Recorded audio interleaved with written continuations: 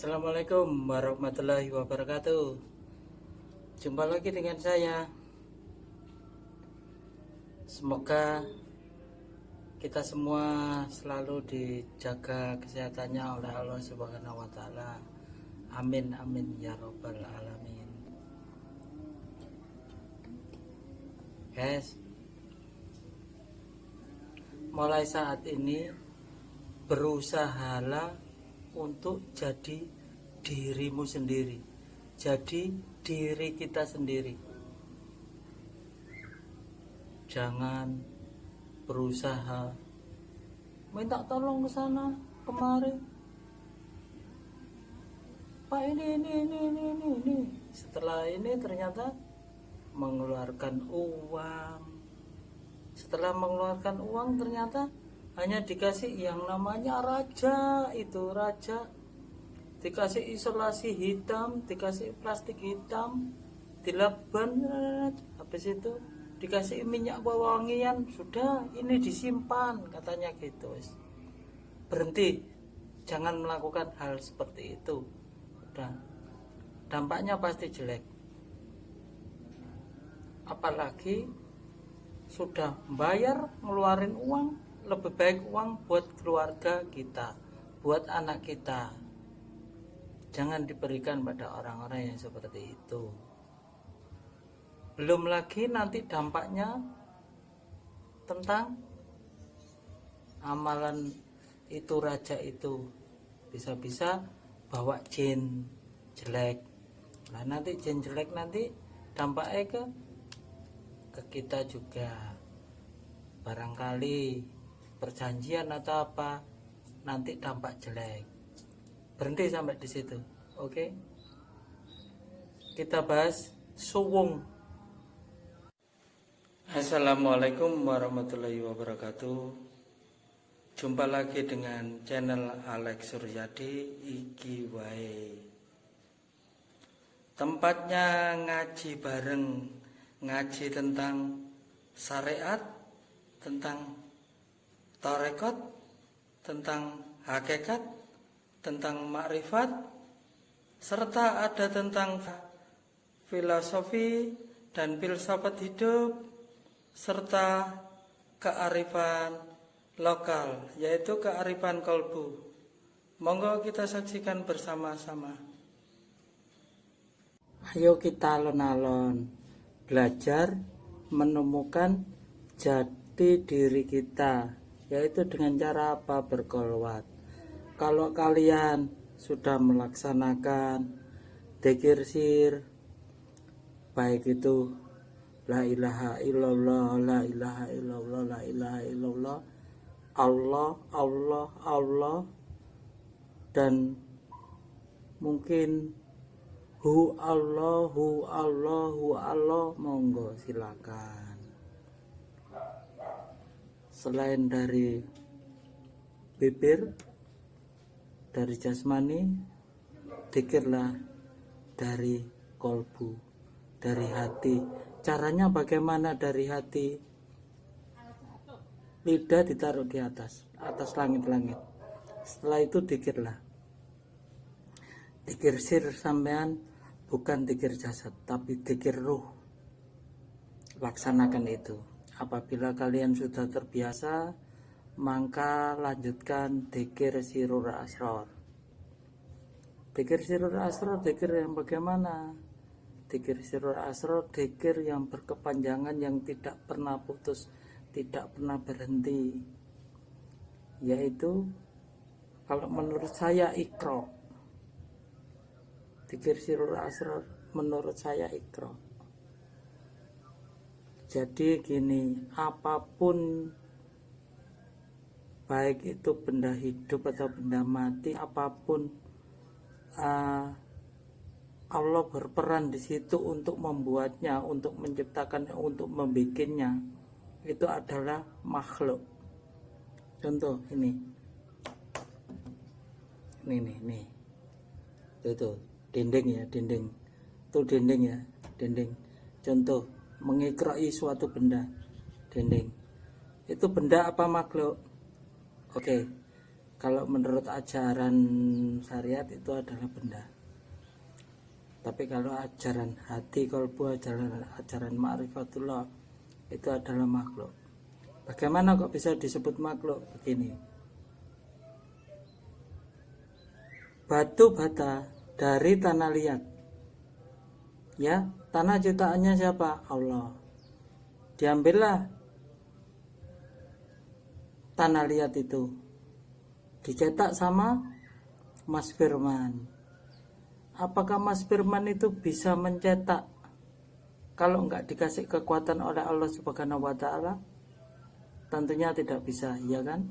Allah berperan di sini. Oke? Nah, setelah tercetak bata dibakar.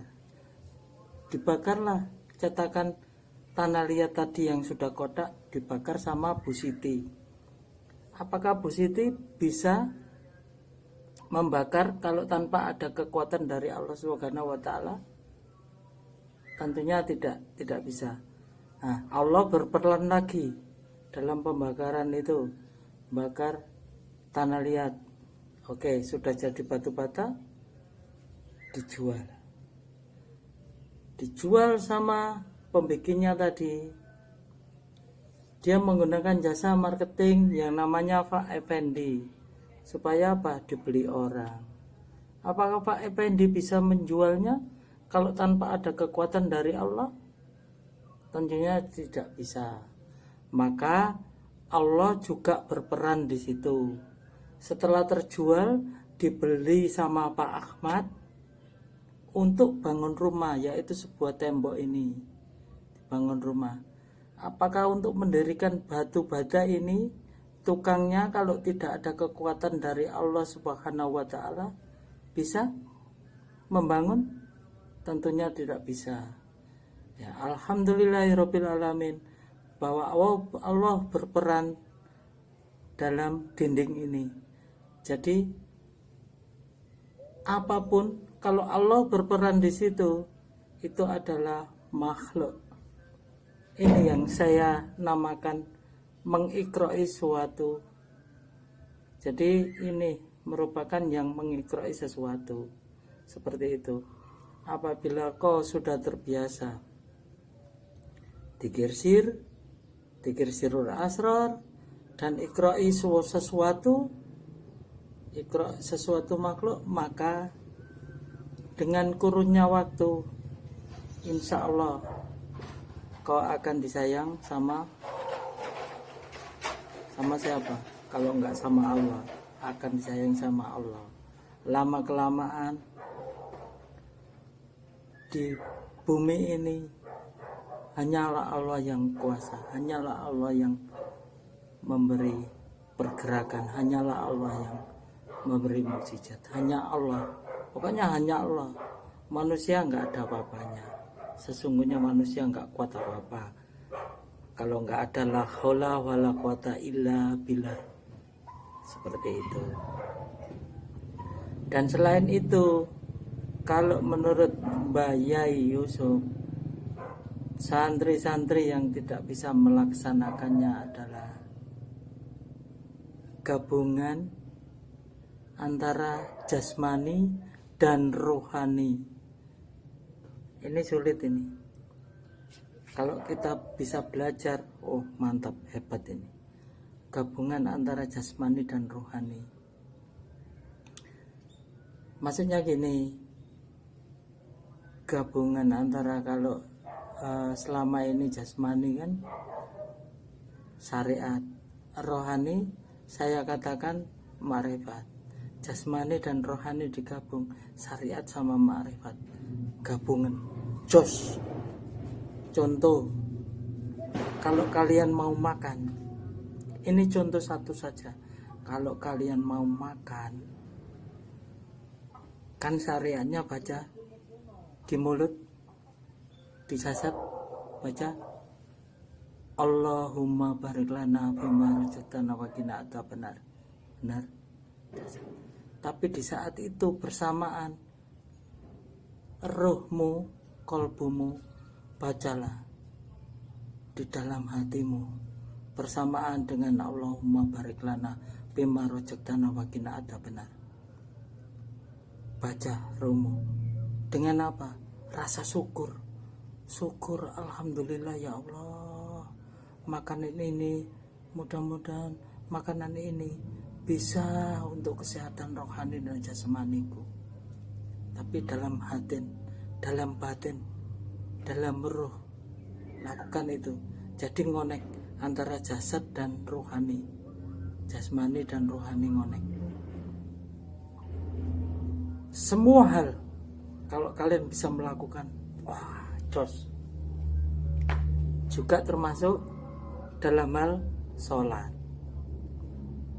Saya nggak mengajarkan sih, ya boleh-boleh saja urusan mereka. Kalau misalnya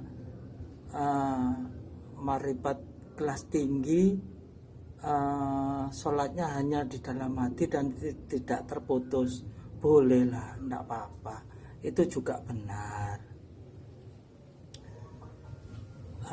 Sholat dalam hati, sholat berkepanjangan, sholat yang tidak putus, yaitu selalu mengenal Allah, boleh. Tapi kalau saya, yaitu tadi, koneklah jasmani dan rohani, koneklah syariat dan hak, syariat dan makrifat, tarekat dan hakikat, cet, gabung, mantap itu. Contoh, di saat kalian sholat, saya sendiri nggak pernah, insya Allah ya kalau kalian meniru monggo sih, jangan tinggalkan sholat wajib.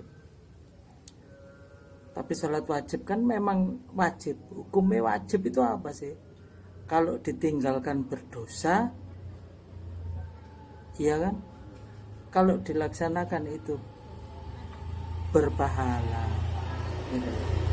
Itu hukumnya wajib. Jangan sekali-sekali tinggalkan karena wajib, gitu loh. Tapi kalau sudah kita sholat sudah nggak sholat secara syariat lagi, ya jangan. Jadi lakukan sholat syariat, tapi gini, sholat syariat itu bikinan di saat kau baca surat Al-Fatihah, baca surat pendek atau surat panjang, lidahmu tarikin ke atas langit-langit. Lidah tarik ke atas langit-langit, kalian baca di dalam ruh. Berapa lama? Sangat lama sekali. Itu konsentrasi penuh itu. Lakukan seperti sholat-sholat. Ada gerakan juga sama. Cuman baca-baca doanya itu di dalam ruh, dalam hati. Tanpa lidah, tanpa mulut. Dalam ruh, dalam hati. Begitu juga komando Allahu Akbar. Allahu Akbar sampai Allah liman hamidah. Seperti itu juga. Dan kalian jangan sholat dengan mata terbuka. Sholatlah dengan mata tertutup. Karena menurut teoriku, kalau mata terbuka, kalbumu tertutup. Tapi kalau mata tertutup, memejamkan mata, kalbumu terbuka. Cobalah. Bisa bikin tenang hati kalian. Bener, tenang, santai, slow, seperti itu. Mantap, senang boy, selalu happy. Itu aja. Tolong di komen. Mungkin ada kata-kata saya yang salah, monggo di komen. Kita ngaji bareng, kita belajar bersama-sama. Oke? Di titik mana saya yang salah, nanti ayo kita bareng-bareng. Oke, saya kira dulu. Wassalamualaikum warahmatullahi wabarakatuh.